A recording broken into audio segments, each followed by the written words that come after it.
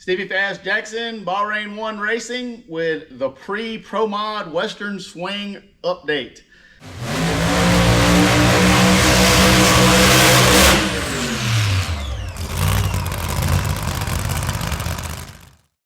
Social media has been pretty quiet lately. YouTube channel has been pretty quiet lately. It's because we have a bunch of races coming up in a row, and we've been really over preparing to get ready to do what I'm calling the Pro Mod Western Swing. We have basically 3 Pro Mod races in 5 weeks, 4 weeks actually. We are leaving now to go to Topeka, Kansas, where we're going to race on the sun. It's supposed to be 100 degrees there all week. Luckily, no chance of rain at this time, but it's really going to be challenging for me as crew chief and driver to keep cool and make good decisions on a slippery racetrack. Topeka generally has a very good surface, and we normally just don't have enough horsepower to take advantage of it. So we'll be making some adjustments to try to get the hot rod ready for that. A lot of questions about what car I'm bringing to Topeka. If you see, there's a bunch of comments and stuff and videos that got hijacked of me and chopped up that put on about some updates of what's going on. So we'll just set the record straight and you guys can hear it straight from my mouth. NHRA, we took Charlotte out, as most of you know, to Norwalk and ran pretty well with the Who Charger. Stevie Summitside. Oh, Stevie Fast. Got all over him on the starting line. Stevie Fast. 575 for the win. And within 48 hours, we had a rule change, which is, you know, when I go out and run pretty good, it gets, pow, hit right away. Floor problem. Okay. Not in my house. Other combinations get a couple of years of domination.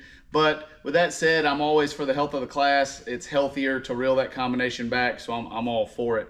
We got a 10% overdrive reduction in the Who Charger mobile, and then we got a 25-pound weight break for the Roots car.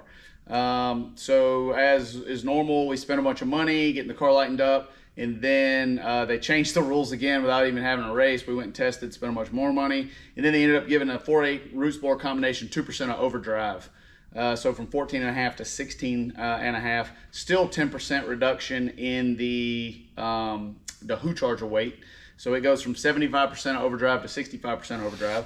So we went and tested that some. It's about 4 pounds of boost on my combination, so it'll definitely slow it down. Putting a little overdrive on Lucille, picked it up a couple of hundredths. And then also, they like snuck in like a little phantom 25-pound weight break for the nitrous combination. For some reason, nitrous combo's been to 3 out of 4 finals and won a race. They average the quickest car on race day. They average the highest finishing position of any combination on race day. But there's somebody that's got pictures of somebody doing something that shouldn't be done or something. There's some sort of backdoor situation.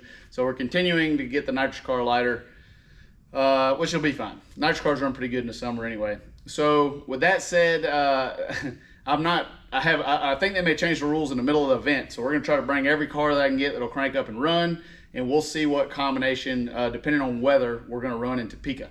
If it ends up being drier, we'll probably run the Roots car. If it ends up being wet and stinky and 140 water grains, we may run the Who Charger. But I'm not sure at this time. We're gonna wait until see when we get there and see what the weather looks like. We only made 4 runs in each combination in testing. We were testing at Galot Motorsports Park, and the track is very good there. So both cars run pretty well. You really got to kind of get it out in a greasy, hot 150-degree racetrack to see what's what. We have Topeka, followed by Brainerd the following week. So we'll head way northwest for us. I know it's not northwest for a lot of folks. Get out there, and then we got a very exciting shootout within a race in Brainerd. We've got a $25,000 purse shootout in qualifying presented by D-Wagon. The way they stack that up is it's you're qualified based on your current points position, and they stack it up, and we're going to run during qualifying.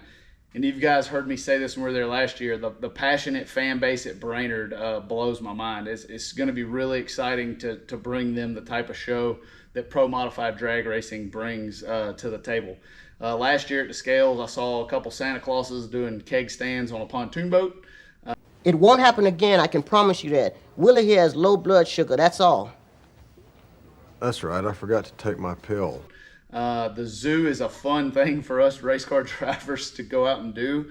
And we look forward to hanging out with some of you guys and seeing some of the antics and showing y'all some of the fun antics that happen in the zoo in Brainerd.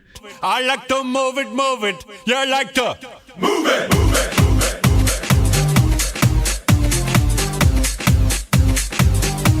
Leave Brainerd, we have a week off, and then it's U.S. Nationals in Indy. So this is really that time of the season where if you're going to make a move, it's the worst racing conditions we see all year, and you have to perform the best if you want to try to close up that gap on Chris Thorne in the Pro Charger combination. He's got 10 rounds on me, which is a lot of racing. He's doing really good. I want to give huge props to Jamie Miller at crew chief on that car for running that car to its potential and not letting any sand leak out of that thing. They absolutely have that thing on the floor. Chris doing a great job driving this year. You can tell that they test a lot and put into work, and they're running good. We're still coming after you, so we're going to see if we can swing at it.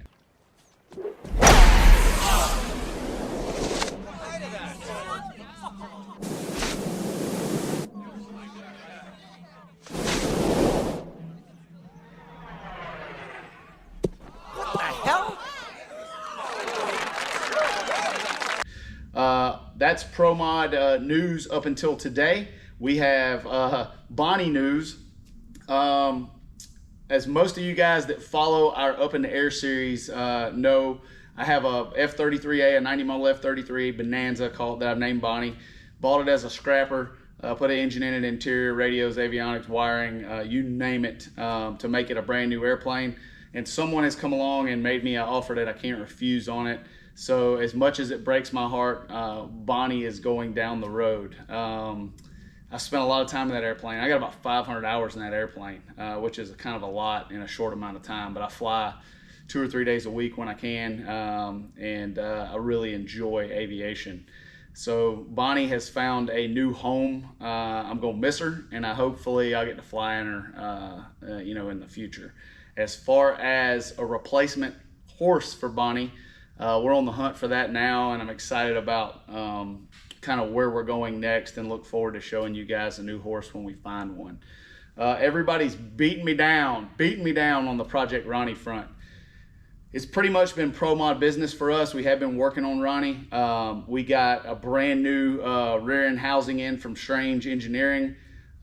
We had them do it without the 4-link brackets and not to width because I want the tire to be perfect in the bed. So we have a mock-up engine and transmission in that thing. Most of the front suspension is done. Most of the rear suspension is done.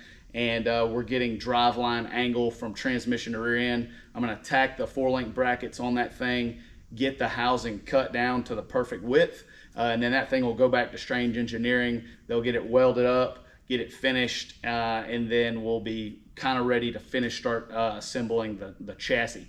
All of the engine parts are finally in. We're still waiting on a couple of pieces. Supercharger is in. The supply chain holdup on this thing has really been kicking my butt.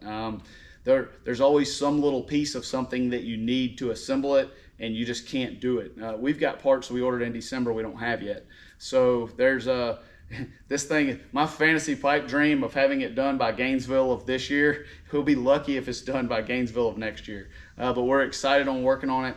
As soon as we get back from Indy, we're going to try to finish up the chassis and the drivetrain, and we'll have a video updating that when we get back. Stay tuned to our YouTube. Stay tuned to our social media, my Instagram and my Facebook, and we'll be updating you guys on the Pro Mod Western Swing.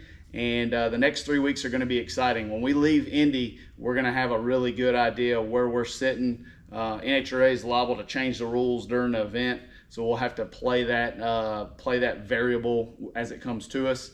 But it's going to be a really exciting 4 or 5 weeks if you're a Pro Mod fan. So buckle up. Look forward to seeing you guys on the road.